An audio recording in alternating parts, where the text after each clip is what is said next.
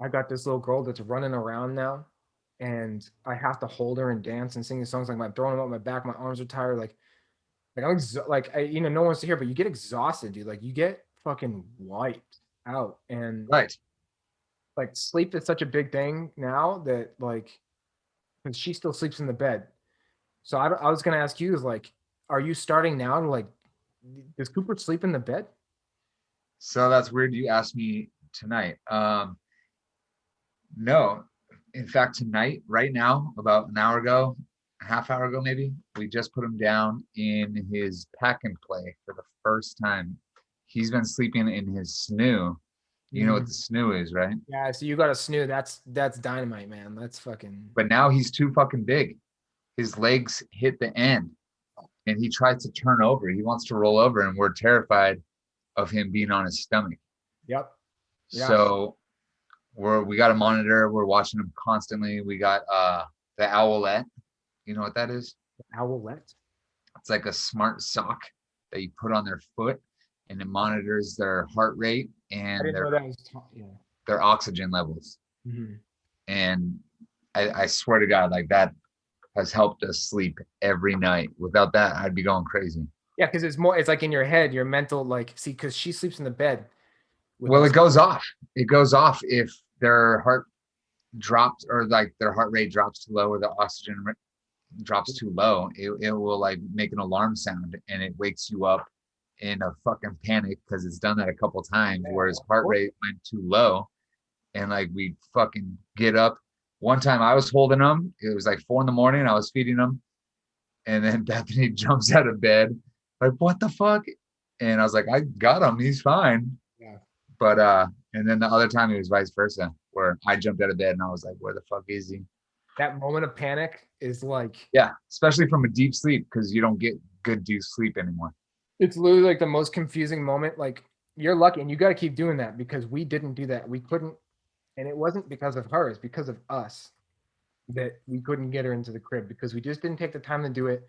We didn't do the snoo, and like, my wife is very attached. She was adopted, and you know, she's just so attached to this girl. So I let it go, and she's great in every area, but the sleep, she still sleeps in the bed, and You guys got to break that. big time, dude. Like, and she fell out of the bed twice, but Jesus. but but Aren't you scared about rolling over on her? yeah, well, because I'm a paranoid. She'll like be in the arm, like in your arm. Yeah, she could like turn her head and suffocate. Well, yeah, it was super sketch at first, and like I wouldn't sleep. I'm always checking on her. I'm like looking up, putting my finger under her nose, make sure she's breathing. Now she's a champ. She rolls on her back and she's just sprawled out. It's hilarious. But I was so paranoid before that when she did actually roll out of the bed, our bed's like a few feet high. It wasn't, she didn't hit the floor. I put piles. I put all our couch cushions down. So she was fine.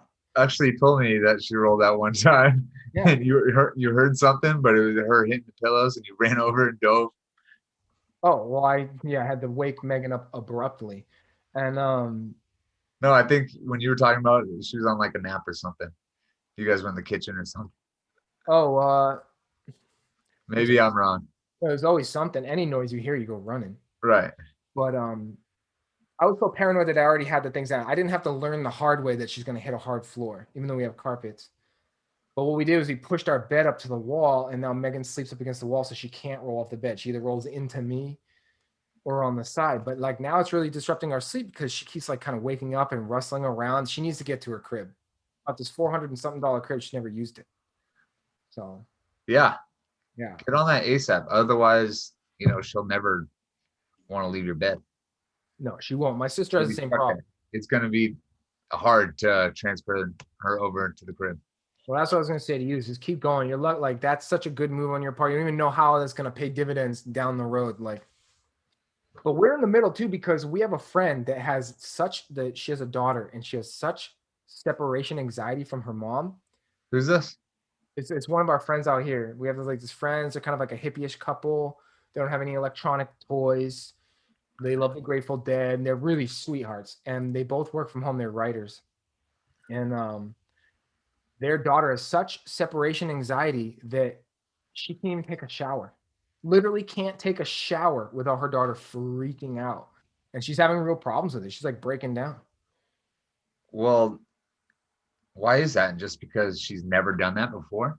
Dude, it's the decisions you make. I'm not an expert or anything, but it's the decisions you make from the beginning. That's why I'm saying you're so smart for having the snoo, which was recommended to us. It was just too expensive. We bought other things. That snoo is so highly recommended, and everybody says that you got to get it so that they can be where you're at. Like, because you don't. I mean, because the other way is the hard way. You got to let your baby cry it out. You got to like. That's Stick, what, well, that's what we're doing. Like, that's what we did. We don't use the snoo as a snoo anymore. We let him cry it out. yeah, It took about 3 or 4 nights yeah. to get to a point where he can put himself back to sleep. That's the key. And he'll cry. Like last night, he was fucking crying at like 4 in the morning for an hour, but like off and on. And I feel like if you go in there now and just break the cycle, then you're gonna ruin everything that he's progressed to. So Yeah. now we're just waiting it out, and we like the earliest we'll get him up is like 5:30, and then the latest is 7. But for the most part, he'll go to bed every night around 7:30, and then wake up anywhere from 5:30 to 7. See, So that's we how it's supposed to be. You're doing it right. I mean, that solid sleep for the most part. But he wakes up in the middle of the night and he cries, and we're sitting there and watching the monitor and watching like the smart sock and making sure it's working. And I mean, hopefully it is, but yeah, you never really know. You never want to just rely on that. it's amazing because I envy that position from you. I love her near us. Honestly, I love her sleeping in the bed because it does take that worry of like, where is she, out of my head. But getting sleep, man. They said it was such a cliche when we were pregnant. Everyone was like, "Just get your sleep now, man. Just get your Yeah, sleep that's now." what I tell people. That's what I tell everyone. Well, you roll your eyes back, then you're like, "Oh yeah, no shit, dude. I know." But then it happens. You're like, Well, back then I was like, all right, well, I'm gonna fucking go out and try and have some fun while I can.